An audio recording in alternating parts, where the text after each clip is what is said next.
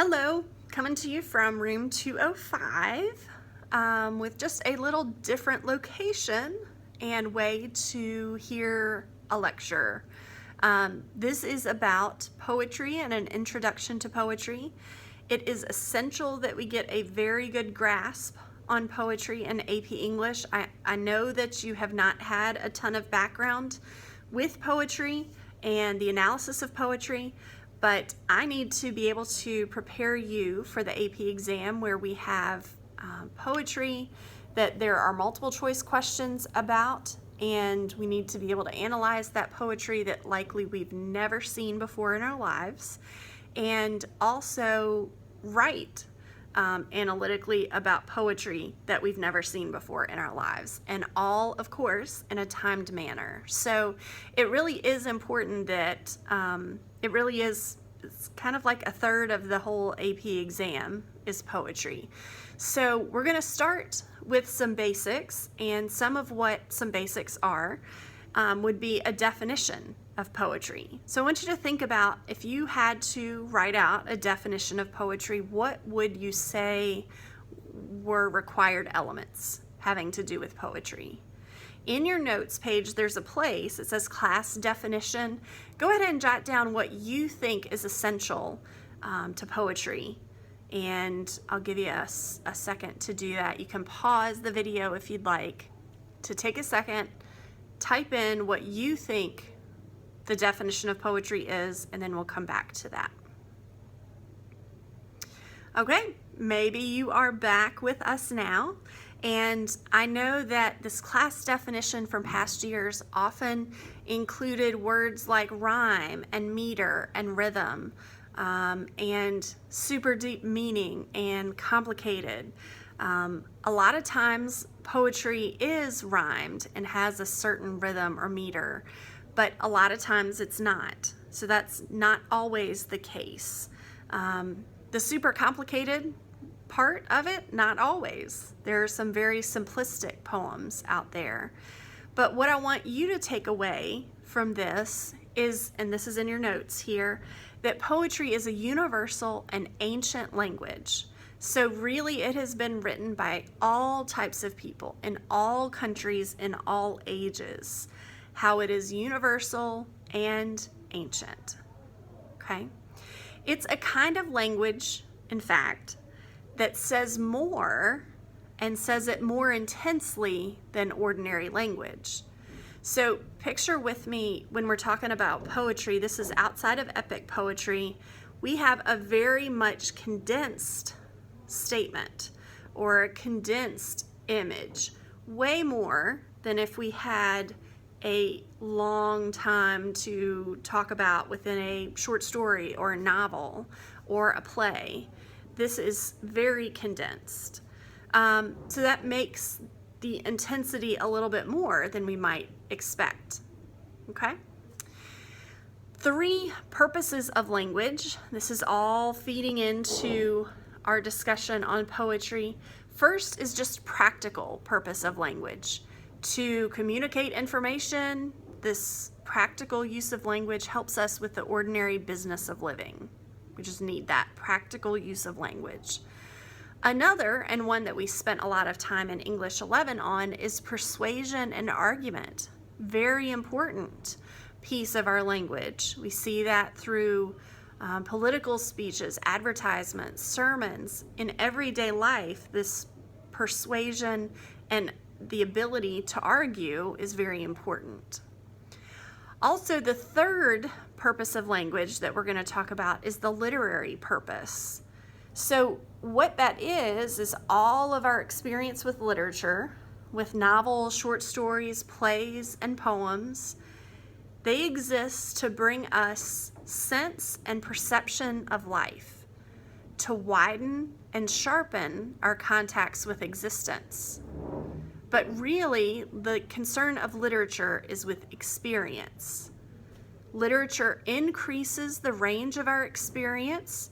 It exposes us to things that we never would be able to be exposed to otherwise.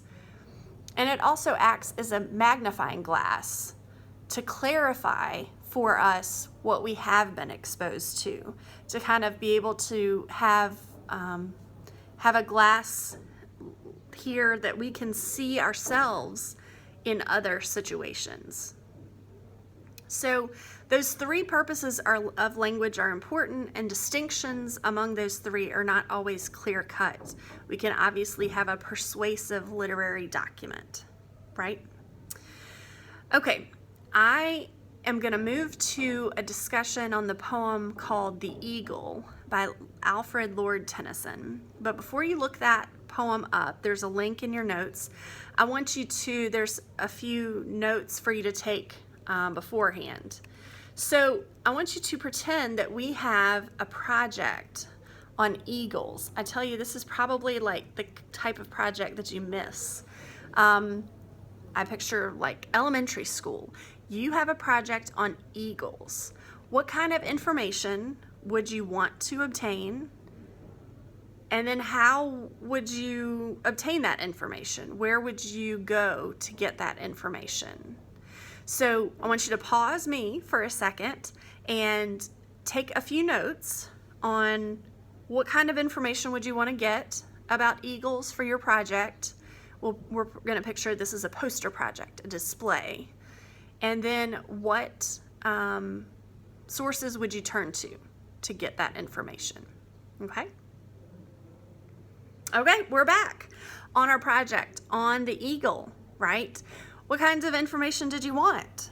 Maybe wingspan, weight, how many babies they have, how long is the gestation, what do they eat, where do they live, all kinds of things that we could find out about eagles, okay?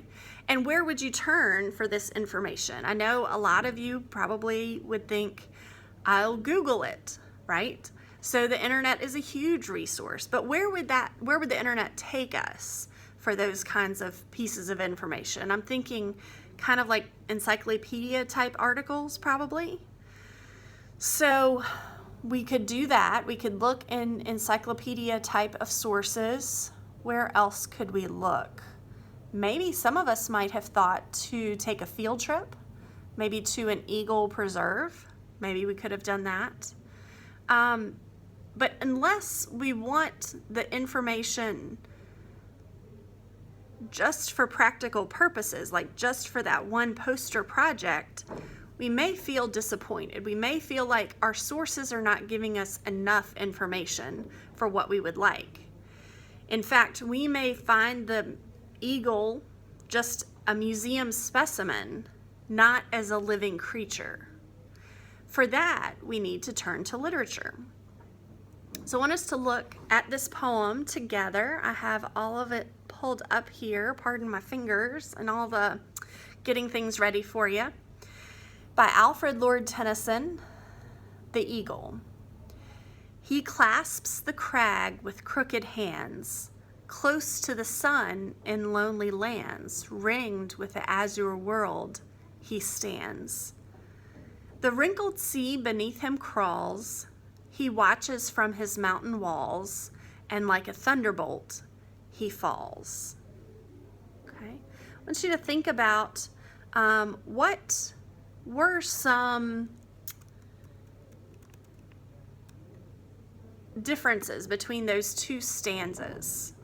What were effective expressions within that poem that you really liked? What are the two stanzas? How are they different? What do you like? What do you imagine, and why from the poem? Okay, I want you to jot that down. And what I think you might take from it here is how literature exists to communicate significant experience. So its function is not just to tell us about experience, kind of like that eagle as a museum specimen, but to imaginatively participate in that experience. And that's what the poem, The Eagle, allowed us to do. It allowed us to see what the eagle saw, to view the ocean as the eagle did. We could do that through literature. So really, remember what we said earlier about the power of that literature, and here poetry that we're talking about, that literature can either broaden our experience, making us acquainted with a range of experience that we would not have had contact with otherwise, or it can deepen that experience. It can allow us to feel more poignantly the everyday experiences all of us have.